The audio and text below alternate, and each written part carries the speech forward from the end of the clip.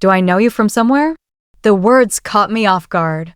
The moment Olivia Austin, the stunning CEO of Austin Enterprises, laid eyes on me during a meeting with my boss, Megan Frank, a flicker of recognition passed over her face. I wasn't sure what to make of it.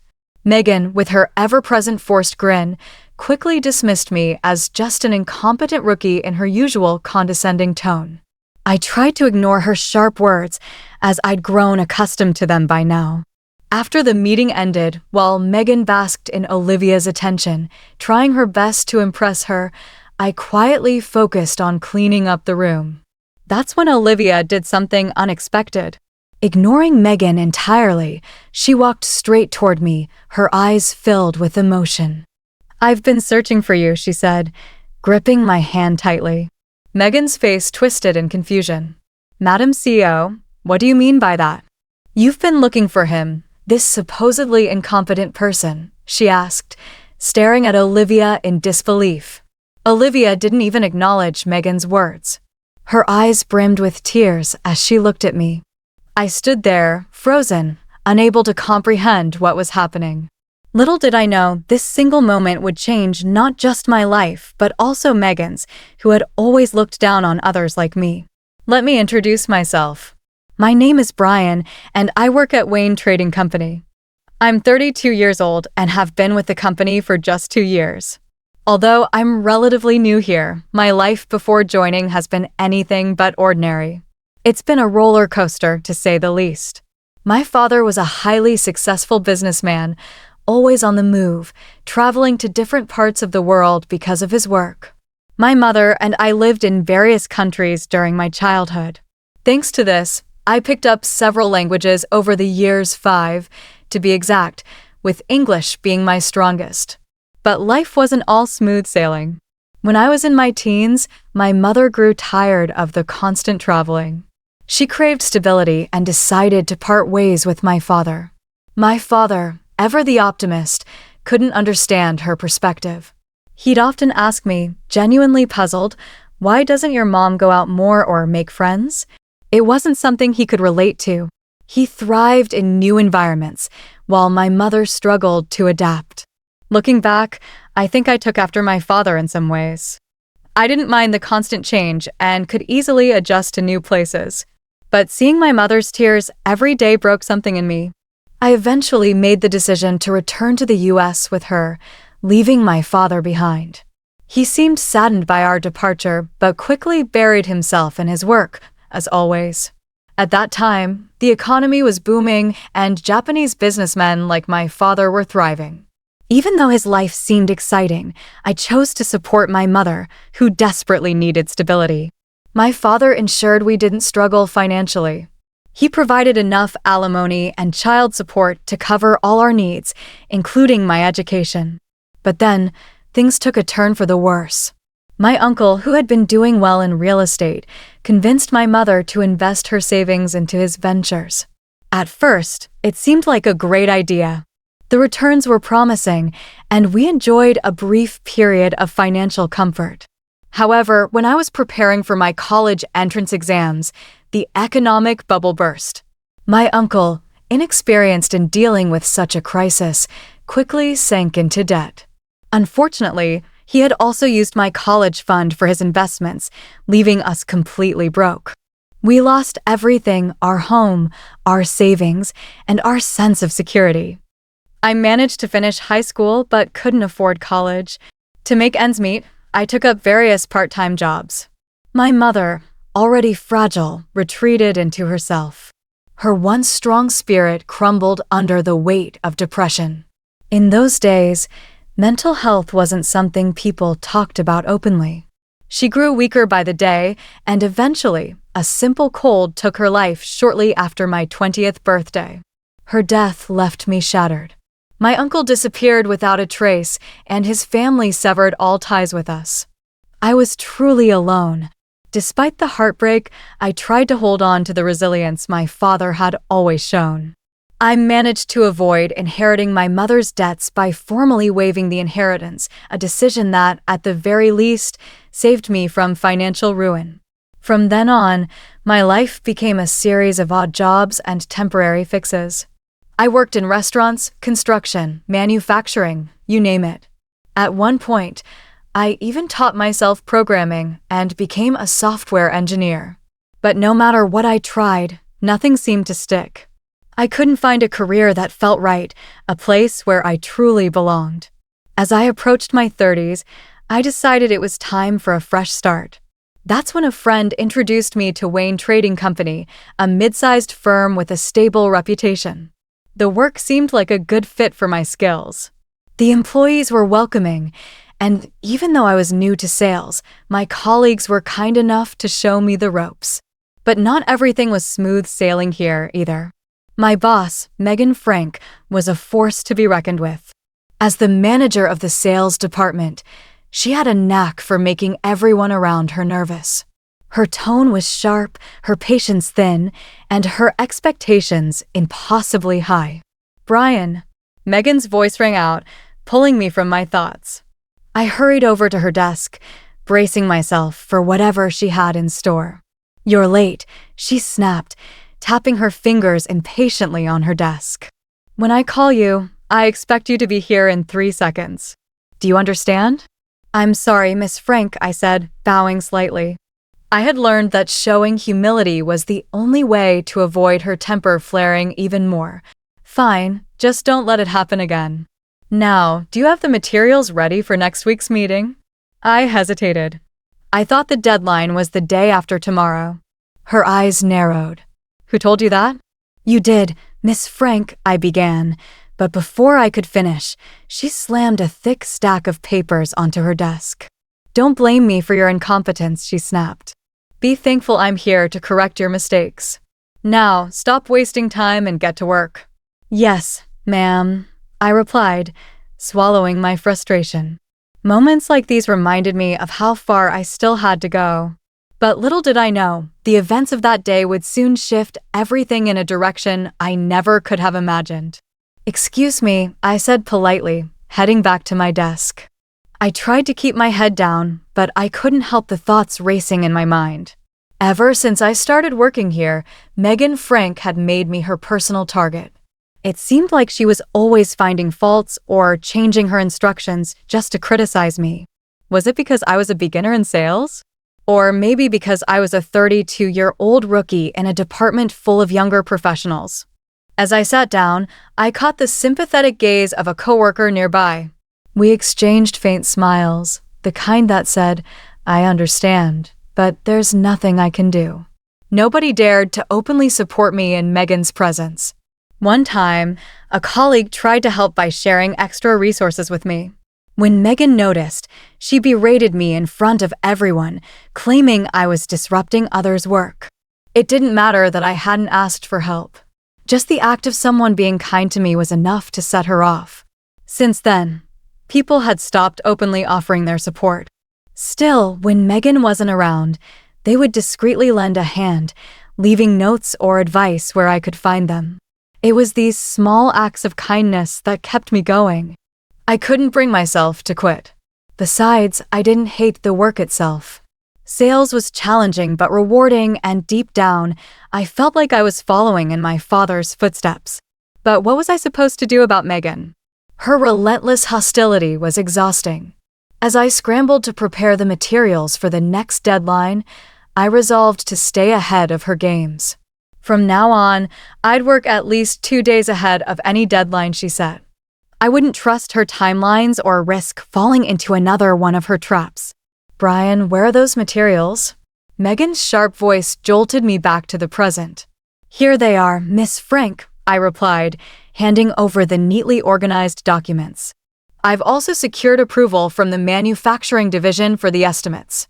For once, Megan couldn't find anything to criticize. Her usual smirk faltered. "That's fine," she muttered, clearly irritated. My coworkers, who had witnessed the exchange, gave me subtle nods of approval. I felt a small spark of pride. Maybe I was finally proving myself. But I quickly realized that Megan wasn't going to make things easy for me. Not being able to criticize my work seemed to irritate her even more. She called me to her desk one afternoon, her voice already heavy with frustration. "Yes, Miss Frank," I asked, standing before her. I mentally reviewed my tasks, trying to anticipate what she might complain about. To my relief, everything seemed in order. Megan glared at me, her eyes narrowing as she searched for something to scold me about. After a tense moment, her face lit up, as if she'd just uncovered a brilliant idea. "Brian, that plant over there is wilting. Have you been watering it?" I knew it. This is negligence. I stared at her, stunned. The plant in question was hers, and I had been specifically told not to touch it. "Miss Frank, that's your plant," I explained as calmly as I could. I was instructed to leave it alone. My explanation only made her angrier. "As the newest team member, it's your responsibility to notice these things. A plant dying in the office reflects poorly on the team's energy. Do you understand?" She slammed a stack of documents onto her desk, breathing heavily, as if her outburst had relieved some great burden. "Regardless of how experienced you think you are, you're new here. Pay attention to everything and stop making excuses." Her reasoning was absurd, but I nodded, knowing that arguing would only make things worse. I returned to my desk, feeling utterly defeated. Around me, my coworkers exchanged nervous glances. Even the kindest among them seemed to wonder what I had done to earn Megan's wrath. I couldn't explain it myself, but instead of wallowing in frustration, I made a decision. If that's how it's going to be, I'll let my work speak for itself. I began putting in even more effort, studying our products in depth and visiting the factory to learn about their strengths. I used this knowledge to craft compelling presentations and pitches for clients. Slowly but surely, my results started to improve. Before long, I secured several new contracts for the company. My coworkers began to take notice. "Brian, you're really doing great work," they said, their praise genuine. Even Megan seemed less hostile, though her annoyance still lingered beneath the surface. One day, she called me over with an unusually upbeat tone. "Brian, come here for a moment," she said. I approached her desk cautiously. "Yes, Miss Frank. We have a major deal coming up with an important client," she said, her voice surprisingly professional. "I've been assigned to handle it, but I want you to come with me." I blinked, unsure if I'd heard her correctly. "Accompanying her to meet such an important client? Are you serious?"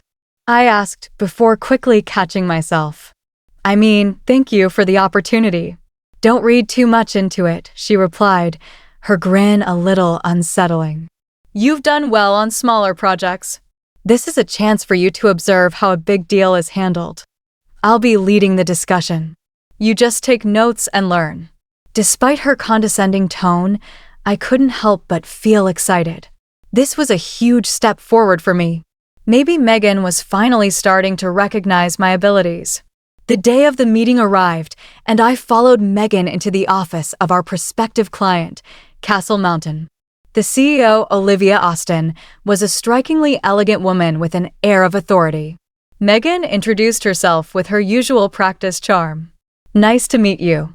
I'm Megan Frank, sales manager at Wayne Trading," she said, handing over her business card. Olivia took the card with a polite smile, then turned her attention to me. "And who is this?" she asked, her eyes meeting mine. I felt momentarily overwhelmed by her presence. She was breathtakingly beautiful, and her gaze carried a sense of familiarity I couldn't quite place. This was the first time we had met, at least I thought so. But the way she looked at me, as if searching for something, made me wonder otherwise. "I'm Brian," I stammered, fumbling slightly as I handed over my business card to Olivia Austin. Her gaze lingered on my card before shifting back to my face, her expression thoughtful. "Forgive me, but have we met before?" she asked softly, tilting her head as if trying to piece together a memory. Before I could even form a response, Megan stepped in, her tone dripping with mockery. "Oh, don't mind him. He's just a rookie, nothing to concern yourself with." Turning her full attention to Olivia, she added in an overly sweet voice, "Miss Austin, we're absolutely honored that you've chosen to work with us again." Olivia smiled politely. Not at all. The pleasure is ours. It's an honor to meet the sales manager and one of your team members today. I'm confident you'll be able to address any questions or concerns we might have. As Olivia spoke, her warmth and elegance shone through. In contrast, Megan, though undeniably striking with her sharp features and tall frame, came across as abrasive. I couldn't help but recall the countless times I'd seen her slam her desk in anger, shouting at the top of her lungs. Olivia, on the other hand, radiated a calm professionalism that Megan could only dream of. All right, then, Brian, go ahead and explain, Megan said casually, throwing me off guard. I froze for a moment, trying to process her words. Excuse me? Isn't it your role to lead the main negotiations, Miss Frank? I asked cautiously. After all, she had made it clear that I was only here to observe. What are you talking about? She replied with feigned innocence. You insisted on handling this part, didn't you? I assumed you came prepared. It was then that the realization hit me. She had set me up. Megan had brought me here not to learn but to humiliate me in front of a client, even if it risked jeopardizing the deal. Her eyes glimmered with satisfaction as she watched me struggle to find my footing. But I wasn't going to let her win. I steadied my nerves and turned to Olivia. Miss Austen, please take a look at these documents, I said, retrieving the prepared materials from my briefcase and handing them to her. Then, I launched into my presentation. To my surprise, Olivia listened attentively, her expression encouraging. She didn't interrupt once, allowing me to finish my explanation in full. When I concluded, I asked, "Do you have any questions, Miss Austen?" "Certainly," she replied, her tone calm and professional. "Your presentation was clear. I'll compile my questions and send them to you via email for follow-up." She extended her hand, signaling the successful conclusion of our discussion. I shook her hand firmly, feeling a wave of relief wash over me. Megan, however, was visibly seething. "Does this mean the contract will move forward as planned?" she asked, her voice taut, with Brian leading the way.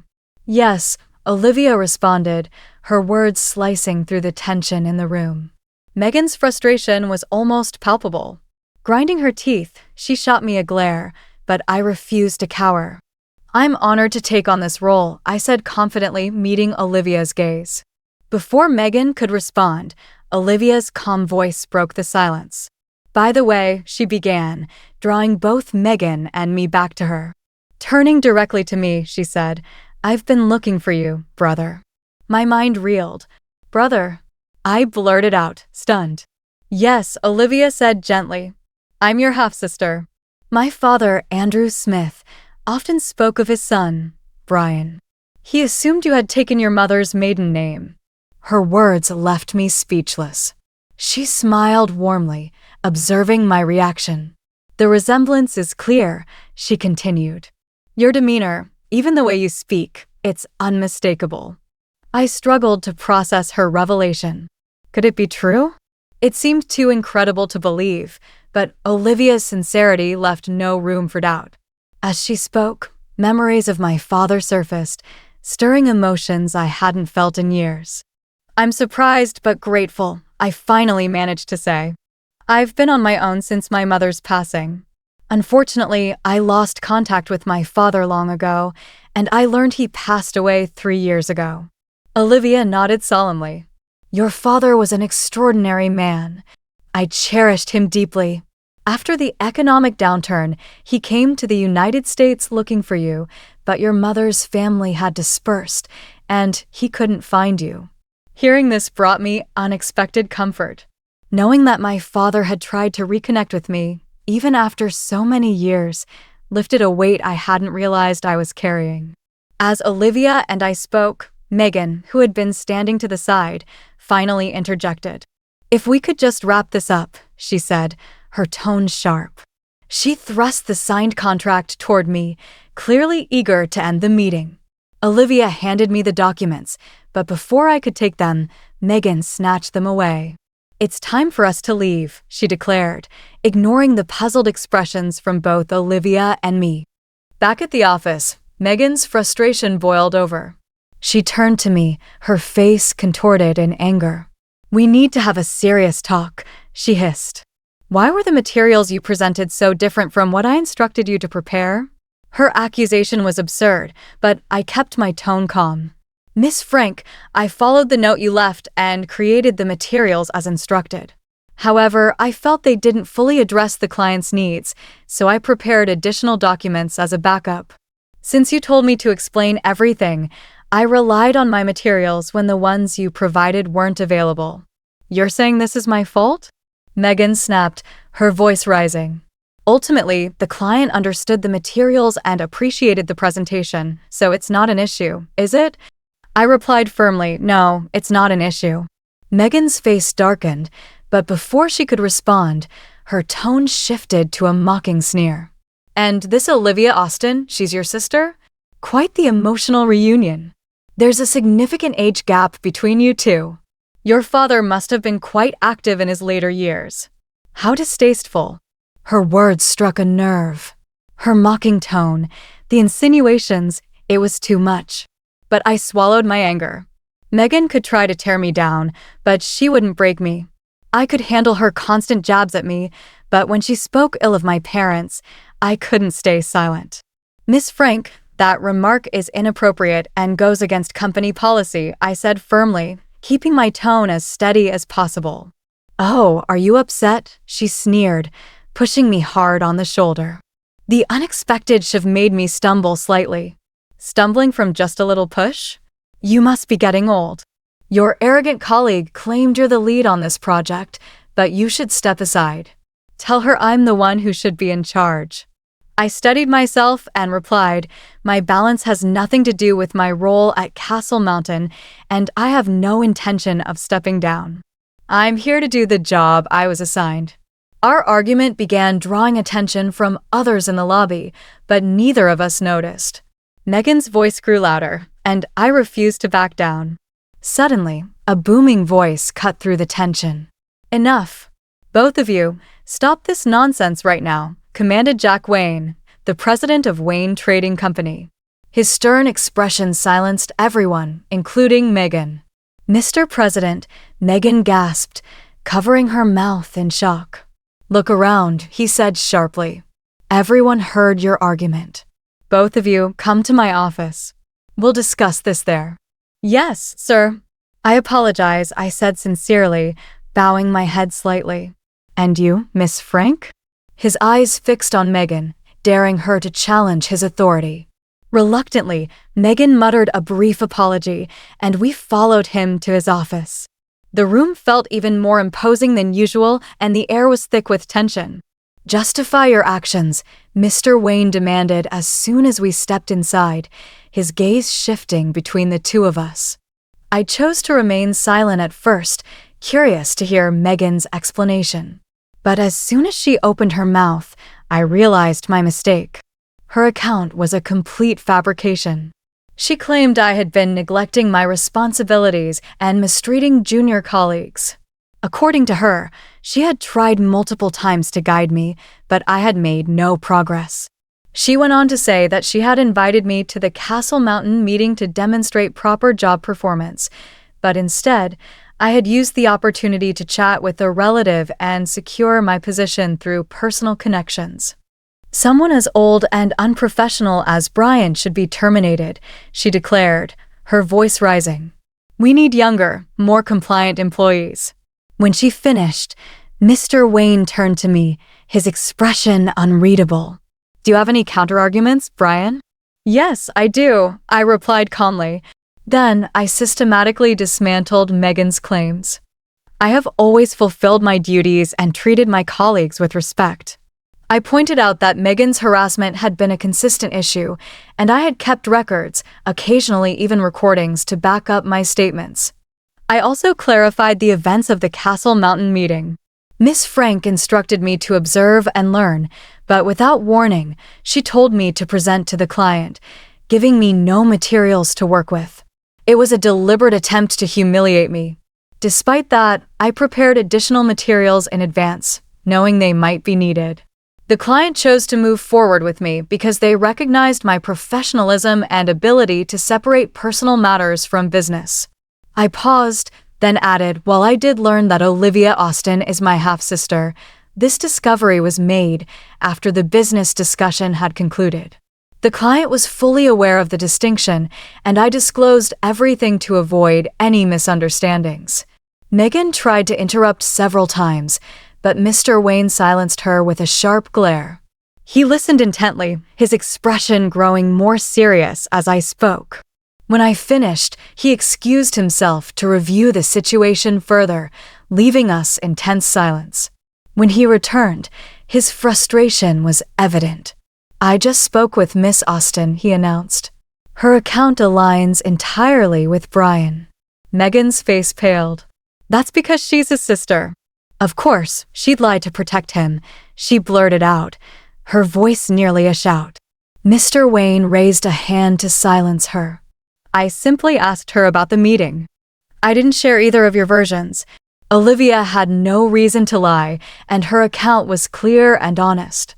Miss Frank, you attempted to sabotage a key meeting by humiliating Brian in front of a client. What would have happened if we lost the contract? Would you have blamed him and hoped no one noticed your actions?" Megan stammered but couldn't form a coherent response. Furthermore, Mr. Wayne continued, "Your daily conduct is deeply concerning. I will be launching a full investigation into your behavior. Until a decision is reached, you are to stay home." "This is unfair," Megan snapped, her voice shrill. "You're keeping that useless old man who bounces from job to job and punishing me? I'm the valuable one here." "Useless?" Mr. Wayne repeated, his tone incredulous. "Brian is far from useless. His versatility and accomplishments speak for themselves. It's an honor to have him on our team. He has demonstrated remarkable adaptability and professionalism in every role he's taken." I scratched the back of my head, feeling slightly embarrassed by the praise. "Thank you, sir," I said quietly. "I've simply done my best in every position I've held." "And it shows," Mr. Wayne replied firmly. "Your dedication has shaped an impressive career. I spoke with the CEO of a company you worked for previously. They were amazed by a system you developed, which is still in use today." "Well," I said modestly, "I designed it so anyone could use it, not just me. That way, the whole team could benefit." Turning back to Megan, Mr. Wayne asked pointedly, "Miss Frank, what would happen if you suddenly weren't here? Would the company collapse?" Megan hesitated, then said defiantly, "Of course, no one can replace me." "That," Mr. Wayne said sternly, "is the problem. Thinking you're irreplaceable isn't a strength, it's arrogance. A true leader ensures the company thrives even in their absence." Megan opened her mouth to argue, but stopped when she saw Mr. Wayne's sharp gaze. She looked down, clearly frustrated. "I need to adopt the same mindset," I said quietly. "Making sure my absence wouldn't disrupt the company is just as important as excelling in my current role." Megan said nothing further, and the room fell silent. For the first time, I felt as though I had truly stood my ground. "Now I understand why none of your previous employers had anything bad to say about you," Mr. Wayne murmured, his tone thoughtful. Turning to Megan, he added, "Despite being a manager, you only think about yourself. It's truly disappointing, and I must admit, I share some responsibility for not recognizing this earlier." His wry smile softened the blow only slightly. "Megan, it's clear you lack the qualities needed to lead effectively. A good manager should recognize the potential in their team, but you've consistently failed to do that." Megan sat frozen at her desk, the weight of his words bearing down on her. Tears welled in her eyes, and for the first time, her usual confident demeanor crumbled as she broke down in front of us. "Tears won't solve anything," Mr. Wayne said, his voice firm but not unkind. "Take the rest of the day off, and don't return until further notice." Reluctantly, Megan stood up, her movements slow and heavy. Her head was bowed, and the air of arrogance she usually carried was completely gone. Without another word, she left the office, leaving behind a sense of finality. Mr. Wayne turned to me, his expression softening. "Well, Brian, it's been quite a day for you, hasn't it?" "Yes, sir," I replied. "I'm just grateful you took the time to hear my side of the story instead of accepting Miss Frank's accusations at face value." He nodded. "You've handled yourself with dignity." "So, do I have your agreement to officially take on this role?" "Absolutely," I said, extending my hand. We shook firmly, sealing the decision. "I hope you'll remain with the company for a long time, Brian," he said. "We're lucky to have you." "I find the work here fulfilling," I replied honestly. "I hope to stay as long as possible." "Wonderful. I look forward to continuing our collaboration," he said with a warm smile. A thorough investigation into Megan's conduct followed, revealing the full extent of her mistreatment, not just toward me, but toward other mid-career employees as well. It became clear that she had a strong bias against individuals with diverse work histories, seeing them as less capable or committed. Her actions at Castle Mountain, which could have seriously kindized the company's reputation, sealed her fate. In the end, she was dismissed. I couldn't help but wonder how Megan, with her haughty attitude and inflexible nature, would navigate her future. Adjusting to a new work environment would be a challenge for someone like her. Through the grapevine, I heard that she found another job, but the pattern repeated itself. She clashed with colleagues, created conflicts, and eventually left. One by one, her opportunities dried up. She couldn't secure full-time employment and had to settle for part-time roles. A former coworker once told me they saw her working at a small office. Younger employees were openly dismissive of her, saying things like, "That old woman is useless." My colleague admitted they couldn't bring themselves to approach her, and I understood why. The memory of her arrogance still lingered, but now it was overshadowed by pity. In stark contrast, my life had taken a positive turn. Olivia, my newfound sister, had become a central part of my life outside of work. We maintained a close bond, and her presence filled a void I hadn't realized was so deep. She had become the family I had been missing for so long. Today, Olivia brought me to visit our father's grave for the first time.